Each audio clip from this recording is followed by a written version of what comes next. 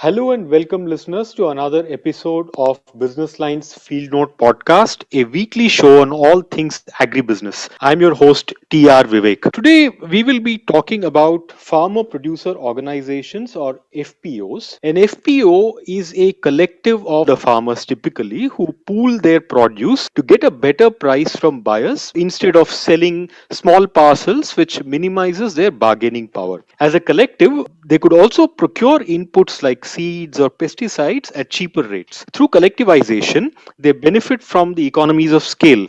The constituent farmers themselves are the shareholders of such an entity. India is, of course, famously a land of fragmented farmlands. The average size of a land holding is about 1.1 hectares. More than 80% of our farmers own just that much or even less. Collectivization of farm produce through FPOs is a cornerstone of Indian government's ambitious target of doubling farm incomes. It envisions setting up of nearly 10,000 FPOs across the country. To give us a perspective on FPOs and the challenges of forming and running them, we are joined by Mr. Vilas Shinde. Mr. Shinde is the founder and chairman of Sahyadri Farms. Based in Nashik, it is by far the country's biggest FPO. It has in its fold nearly 10,000 farmers who own about 25,000 acres between themselves. Sahyadri has a revenue of 525 crore rupees. A lot of the grapes and other fruits grown by the collective are exported. Mr. Shinde himself was a smallholder farmer for a decade after completing his postgraduate degree in agri sciences. Sahyadri is widely considered to be the model FPO. Besides earning precious foreign exchange through exports, Sahyadri launched its own range of branded processed foods like jams and ketchups to increase rural value chain additions in the agri chain. Welcome, Mr. Shinde. It's a delight to have you on Field Notes. Yeah, namaste everyone, and thank you, Mr. Vivek, for this invitation. Mr. Shinde, for the benefit of our listeners, could you tell us what is an FPO and how is it different from a farmer producer company or an FPC or even a cooperative like Amul? The FPO is a general terms farmer producer organization. So the farmer collective and farmer producer organization are equal words. Under a farmer producer organization, under this concept, you can form a cooperative, which is normally under Cooperative Act of the state cooperative acts. And farmer producer company is another way to form the organization. And producer company actually is a legal entity registered under the Company Act. And also there is another format of FPO as a self-help group or farmer group encouraged by NABARD. So these are actually different format of farmer producer organizations. Producer company is a Company Act organization. Cooperative is a Cooperative Act organization. Okay. Mr. Shinde, tell us about how and why did the idea of Sahyadri come about? Basically, this concept of Sahyadri is evolved with my own personal experience as a farmer and also as an entrepreneur, agri-entrepreneur. In the first phase of my life, after completing graduation in agriculture engineering, the first 8 years period, actually, I did a lot of experiment for different horticulture crops and also some agriculture allied activities like dairy, vermicompost, mushroom farming, and all these activities actually failed due to different reasons. As my background, I'm actually from the joint farming of a family. My father and my 5 uncle all were dependent on farming, and I joined them with the vision that I will make some difference on my family's farming business. But actually, due to different reasons, as all they were already struggling due to the different reason, and I also faced the same situation. The capital issue, high debt capital, then sometimes the water crisis issue, sometimes the natural calamity issues, and obviously the market issues. So all these issues, actually in the first this phase of 8 years, I faced different multiple times and for different experiments. And then obviously the result was I just increased my debt. And then during that period, I also work with some NGO, also with Honorable Anna Hazariji for village development program. As I did my post-graduation in watershed development program engineering. So as a part of that community development. So these two different experiences on my personal farming and also on the community development. Actually, all this idea and also the thought generated that why I am struggling. If I did graduation, post-graduation with distinction, and also my thought is clear. As a profession, I choose farming. I am doing hard work. I am putting all my efforts. Still, I am struggling. And on the another side, for the community development, for the village development, we are thinking that agriculture is the main basic structure where we need to change. So actually, with this understanding that I am struggling on personal level, and every farmer is struggling on the personal level. How the change will happen? How the whatever the this village development program we are preparing on paper, it looks very attractive, but reality is different. It is not actually changing the rural community's life. So something is missing, and the missing factor, which I understand that as an individual, there are a lot of challenges. As an individual, I could not scale up my activity. I cannot take risks. I cannot compete in the market. I cannot be informed. I cannot outreach. I cannot wait, and obviously I cannot negotiate. And because of that, I am getting the actual losses from different multiple stakeholders. So for that, I need to improve my negotiation power. And on individual level, it's not possible. We need to have a better scale, and for better scale, we need to bring people together with the professional manner. Obviously, cooperative is a well-known structure in our country. From 100 years, cooperative law is present in the country, and there are multiple cooperatives in the every part of the country. Specifically in Maharashtra, you will see that every village is having multi-purpose village cooperative societies, sugar factories, and also a lot of such cooperatives. But there also we saw a lot of challenges, and that I realized that these cooperatives is the missing need of the community, but they fail because of the main reason of their political utilization, also the actual diversion from the main purpose. So we need a collectivization with the professional approach and with a clear understanding, so that the cooperative will focus on the common problems. There will not be any further any thought behind the cooperative. And during the same period, actually, Farmer Producer Company Act came in 2002. This Farmer Producer Company Act passed in the Parliament. Actually, this act came with the understanding of the Cooperative Review Committee, which was formed under chairmanship of Mr. Y.K. Alag, who was the former ex-union minister, and also who was the director of IRMA and also Anand Agriculture University. Dr. Kurian was part of that review committee, cooperative review committee. A lot of stalwarts were part of that committee. So under their actual recommendation, this Farmer Producer Company under Company Act came, and that was the actual new hope for the rural community. And I actually particularly understand the importance of this Farmer Producer Company concept due to my personal experience and also the surrounding cooperatives, their actual challenges. So then I decided that I will focus on creating the our own ecosystem. From the production, post-harvest marketing, everything will focus with our own capacity, and for that we'll create a collective effort. So in 2004, actually, I tried a small experiment for my own grape export to European countries. So I did 4 containers export to European market in 2004, and actually for my personal level, it was very difficult as I had just 2-acre land in 2004. So I actually bring another 10 farmers together, and then with their common effort, we did 4 containers in 2004. And from there, actually, we started a small journey as a collective effort. 2004 to 2010, we did progress on creating the grape valuation. 2010, the main turning point came when I realized that we need a legal structure instead of the proprietary firm. If it is a proper producer company structure where every farmer will be shareholder, and also for the global market, we need a better ecosystem, better integrated infrastructure. Then we also need to bring capital technology. And for that, producer company is the right way. So with all this background, then in 2010-11, we established Sahyadri Farmers Producer Company. Okay. How difficult was it to convince other farmers to join? It was definitely challenging situation as due to the failure of cooperative in surrounding area, no one was ready to believe on this concept, and definitely to bring the farmer together and to create the seed capital for the producer company.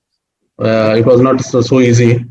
Actually, I decided to create the capital with a different route. So when we established farmer producer company in 2010-11, that time our grape valuation was established. We are doing grape export regularly to Europe market, but that was my under my proprietary firm. So I decided that all the my colleague farmer will invite them to become the shareholder in the producer company. But for that, will not ask capital from them. Will not ask them to pay immediately cash to buy the shares. Instead of that, we'll whatever the trade we have established from the common farms to the market, in that we'll keep the little bit margin. So anyway, actually at trade level there was a around 2-3% margin. So that margin, instead of giving them immediately back, we'll keep that margin as a share capital. So we issued shares instead of giving them cash, and through that then the basic capital we created in first phase. But that actually created a lot of confidence within the farmers who were together me. So initial 100 farmers who which were together me in 2010. So obviously then the trust built that with the organization's effort we can move fast, we can do better. And on the same year, in the 2000 year, when we established the farmer producer company, that year actually on the market side in Europe market, we faced one big crisis. Actually, a lot of Indian grapes rejected that year due to one residue issue, one food safety related issue, and that issue was created because of the some government agency mistake, Meghana Grapes and Apeda, who were controlling the grape export. Due to their one negligence, actually, the food safety system, testing system failed, and that created the big issue on commercial side. So that year, on the personal side, I decided that whatever the loss happened due to this crisis, will not share with the member, will not ask my colleague farmer to share the loss.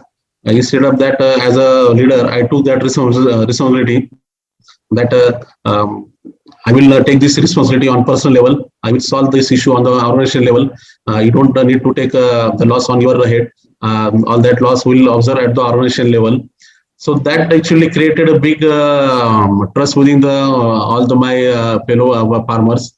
And then through that, then the also the capital creation system which we develop.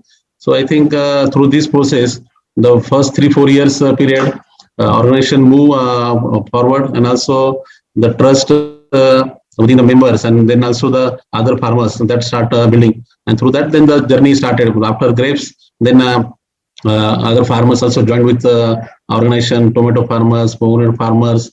And from the first day, we decided that as an organization, we'll give the answer to all their problems. First, the market related challenges, and also the input side challenges. All on all these front, our farmer, once they join the organization, they will get the solution. So because of this, the management thought, along with me, my all the team members, all were from the different actual field, some from the marketing field, from some from agronomy field, all were clear that organization is created to solve the problems. So we'll not just discuss the problem, we'll focus on solving the problems. So because of this mindset, then the trust started building, and the further story has created. Okay. Mr. Shinde, give us a sense of how big is Sahyadri now, your farmer network, and what are the commodities that you deal in? How much of it do you export and supply in the domestic market?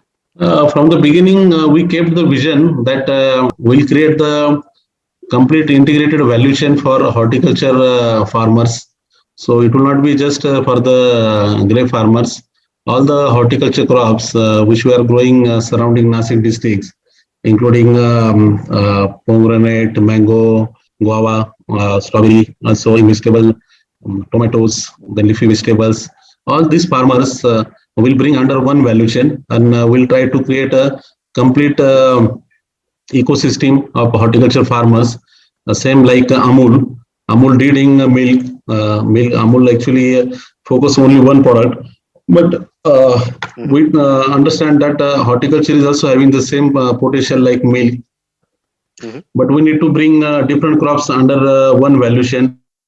And from that thought, then the journey started. The first phase is obviously we focus on the creating the grape value chain. But then, as per the decided plan, all the different horticulture crops we together, and then through this ecosystem is has created. Currently, like Sahyadri grapes, we have different crop-wise farmer producer companies. Sahyadri grapes farmer producer company, Sahyadri pomegranate farmer producer company. Like that, the crop-wise farmer producer companies we have for the production-related challenges. Then the main company, Sahyadri Farmers Producer Company, who is a federation company, and this company is owned by the grape growers, 726 grape growers, and also these crop-wise farmer producer companies. And then under this main company, Apex company, we are doing all our export activity and also the institutional business. And we have subsidiary companies as a Sahyadri Retail for B2C business and Sahyadri Supply Chain Limited for B2B business. So under this structure now, we have reached to 42 countries, including European countries, US market, Japan market. Sahyadri is certified with 21 food safety certifications from Global Gap, then ISO 22000, kosher, halal, then USFDA, BRC, like so many, whatever the certifications are in food safety standards, all are with Sahyadri. And currently 10,500 farmers are associated with Sahyadri. 25,000 acre area, horticulture area is associated with Sahyadri.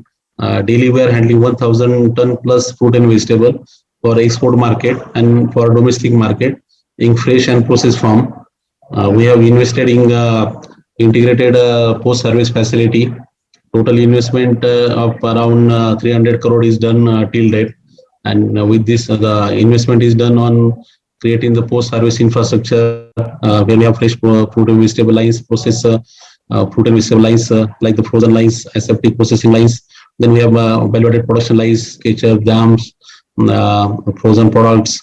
And then along with that, we have also invested in backing activities where the farmer facility center is established in the campus, testing facilities, soil water testing, residue testing facilities, weather sessions. And then we are supplying around 13,000 different agri inputs to our members. So this is all actually the complete ecosystem is evolved in last 10 years period. Okay. Mr. Shinde, how has the income of farmers over this decade improved, especially the members of Sahyadri? I think grapes currently only 4% our crop is exported to European market, and around 6% is going in the other overseas market like Bangladesh and nearby market, and then the remaining 90% is sold out in the domestic market. So the price difference between the domestic market and the export market is huge. So last 5 years period, if you take only for the assumption, in last 5 years period, the average price which we pay to our grape farmer is 67 rupees. So from 50 to 90 rupees was the range, but average is 67 rupees. And during the same period, the domestic market was paying 35 rupees. So it is almost a double revenue actually our farmers receive due to the export market. And also along with Sahyadri, there are other farmers who are doing export through private trades. But compared to them also, our returns are 10% higher consistently from last 5 years. Because the profit which is generated at trade level, that is going back to the farmer again. This is on the sales side. On the actual farm production side, the productivity is improved from 10 ton to 12.5 ton. And the main the difference is on quality side. Before 2010, 1 ton if a farmer harvest for export, that was also a big achievement for that farmer. But now from 1 ton, our farmers actually reach to 8 ton per acre exportable harvest. So that actually the quality improvement is a big difference, which actually came to this collective effort because of continuous training, continuous support on the agronomy side, connecting them with the right global agronomist, then giving them exposure to the global grape farming. So due to this all actually continuous effort, the farmers their thought process change. Our farmers actually they started thinking from the consumer angle.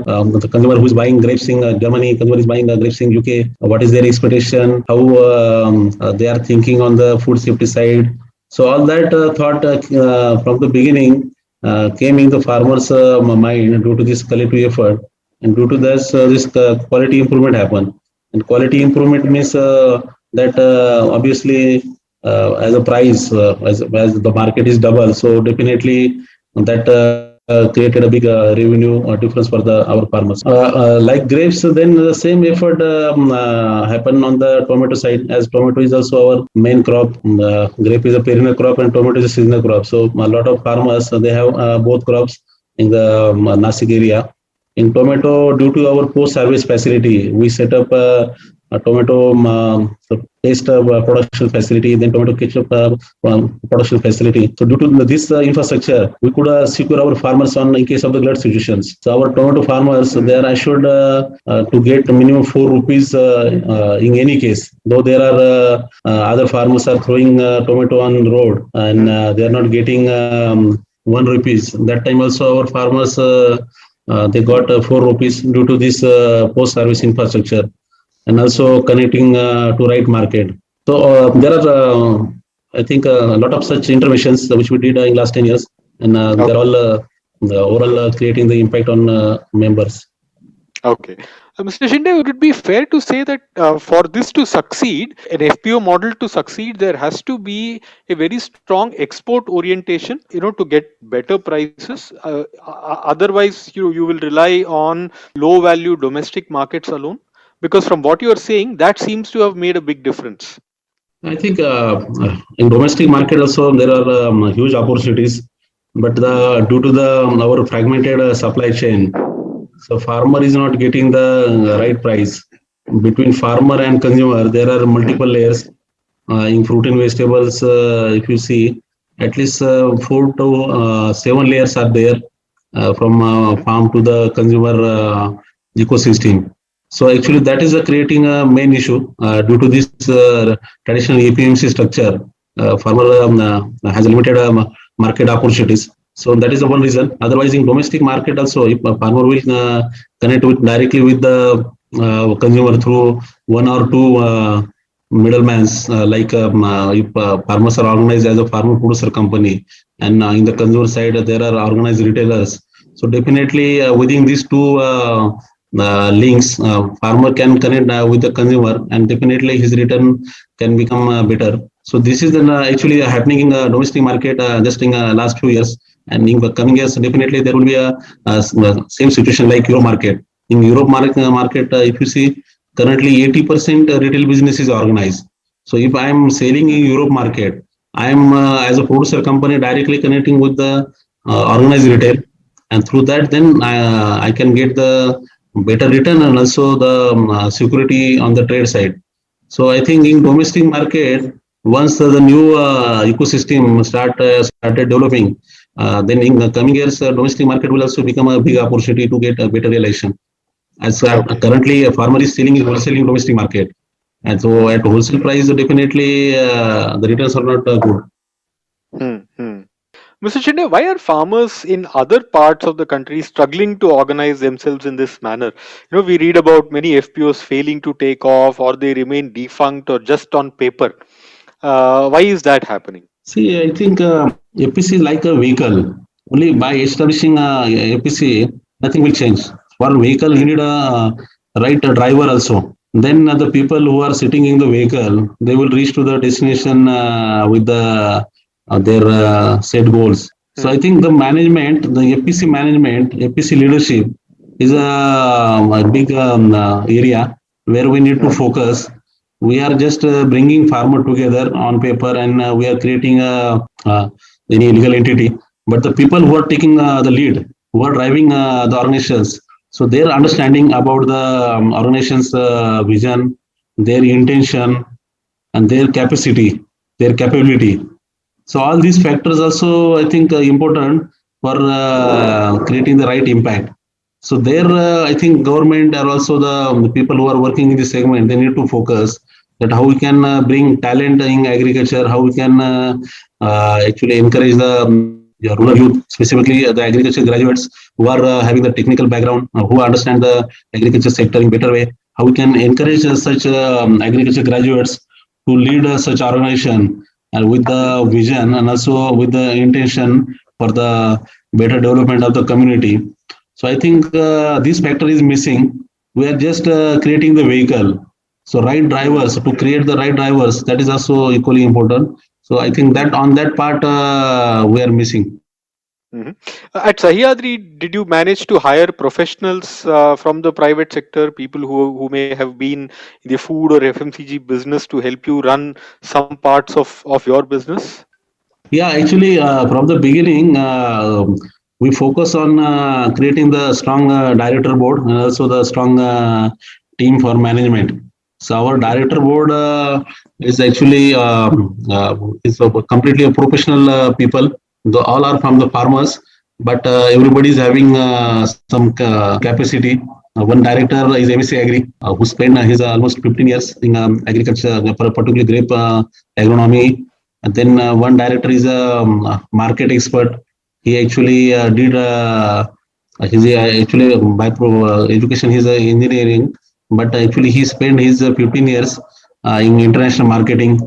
Then one director is from finance background. Mhm. So such people who are actually basically farmer but are having the some expertise on the overall business side. So they are leading the organization and in our team, our in senior management. So we have now people from the FMCG companies like our R&D head. He's actually ex Britannia. Then our Sahyadri retail CEO. He's a ex banker. He came from the Citibank. Then the Mhm. farm operation team also includes some people from Axis Bank. So like that, the people having the versatile experience and also passion to work for agriculture. So all these Mhm. our team members, they're actually creating the big difference. Does the FPO model also help you to lower the cost of capital to be able to access credit from banks to expand your operations? Once the negotiation power is created at one point, definitely that helps a lot for the finance side. At organization level, we have bankers like Citibank, then Axis Bank, DCB Bank, all are private banks. Just recently, we added Bank of Maharashtra, Nationalized Bank, and we have also fund from FMO Netherlands Bank. So Mhm. all these bankers actually they supported Sahyadri just because of the understanding that we are moving on the right direction. So, and also Sahyadri is a sustainable organization, is a from the beginning profit making organization. So this Mhm. power which Sahyadri has created that attracts all these bankers. Otherwise, private Mhm. bankers they are not ready to support any APC, and the members Mhm. actually all our members they are also getting advantage because of this negotiation power now. There's a crop loans which our farmers are getting. So at that level, and also the term loans the farmers are using at both this actually the credit need level. Now all our bankers they gave better credit limit and also the negotiated interest rate. Give us an 1% to example of 1.5%. how this works. We have limits set up with State Bank, with Axis Bank, with Ratnakar Bank, with the DCB Bank for our farmers their crop loan requirements.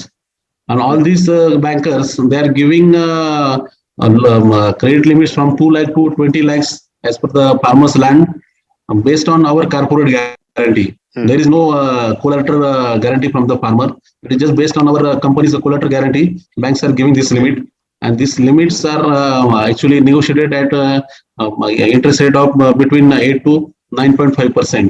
So independently, farmer is going in any bank for crop loan. So currently, actually from 10 to 10.5%, a lot of farmers are actually they asked by bank to pay this interest. 1 to 1.5% average rate interest rate saving that happens due to this negotiation power. Okay. Okay. And this must also be helping you to negotiate better prices when it comes to inputs like seeds or pesticides and fertilizers. Yeah, as I said, at our Farwood Facility Center, we have more than 12,000 different agri input SKUs. We are a distributor for all major input companies from Bayer, Mhm. Syngenta, and Rallis. And we are also importing soluble fertilizers with our own import license. So instead of buying one bag, if I am buying in containers, definitely because of the scale, price will change, Mhm. and that advantage is actually passed on to the farmer. Mhm. So at least 2 to 5% minimum on the pesticide, I mean fertilizer, from 10 to 15% saving happen due to producer companies' initiative on input side. Mr. Shinde, what would be your advice to anyone or a group of farmers wanting to start an FPO? What are the things that they should do, and what are the things that they should be careful of avoiding? I think all our Indian farmers they have only two options. One is to come together and create a scale and also strong negotiation power. And through this negotiation power, they could solve their problems. And another option is just leave the farming because independently, if I am doing, then whatever the effort I will put, whatever the expertise I will have, whatever the capital I will put, I will not succeed. So Mhm. this is the only way that you need to come together because on individual level you cannot scale up. That is not going to happen due to Mhm. the land prices and also the because of the government.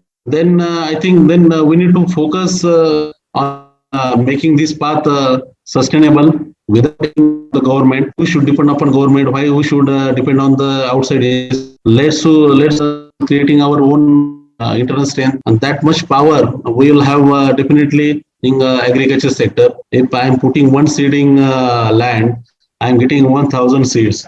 So Mhm. 1,000 times multiplication is happening in agriculture. It means it should be the most profitable business, but it Mhm. is not happening. Only you are getting exploited due to your lack of your negotiation power. So the with the proper organization structure, definitely we can change the life. So that trust should come within the all the farmer producer companies leadership.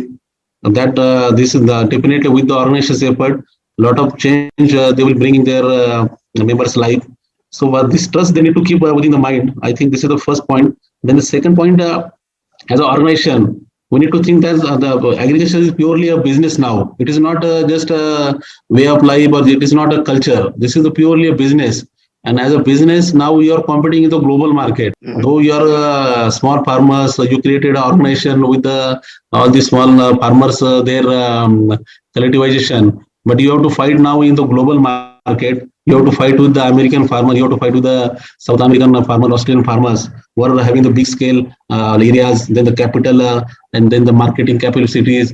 So the last point which I want to keep this that this is the actual competition on global market, and we need to prepare for this competition. There is no alternative.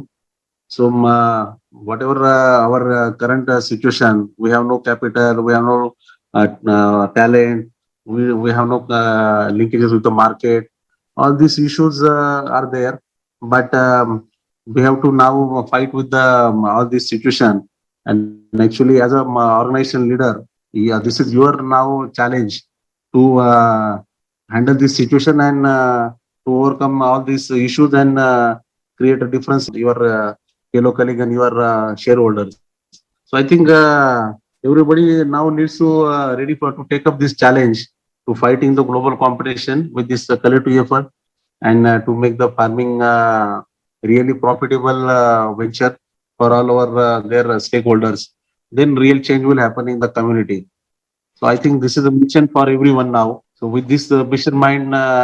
we need to focus this FPO ecosystem. Thank you very much, Mr. Shinde, for your time, and we hope this happens for the food security and farmers' prosperity of the country.